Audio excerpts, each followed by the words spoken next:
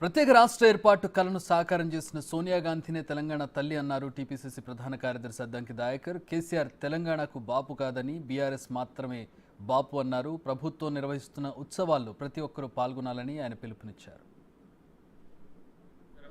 కొట్లాటకు పరిష్కారం ఇచ్చిన తల్లిగా సోనియా గాంధీ గారిని యావత్ భారతదేశం ఈరోజు గుర్తించింది. మేమందరం కూడా తెలంగాణ తల్లిగా సోనియా గాంధీ గారిని ఈరోజు చూస్తున్నాం. అది అసెంబ్లీ సాక్షిగా కేసీఆర్ గారు కూడా మాట్లాడారు. ఏదో రాజకీయంగా పోటాపోటీ కొరకు తెలంగాణ బాపుగా కేసీఆర్ గారిని అభివర్ణించడం అంటే అది తెలంగాణ సమాజాన్ని అవమానపరచడం ఒక రకంగా.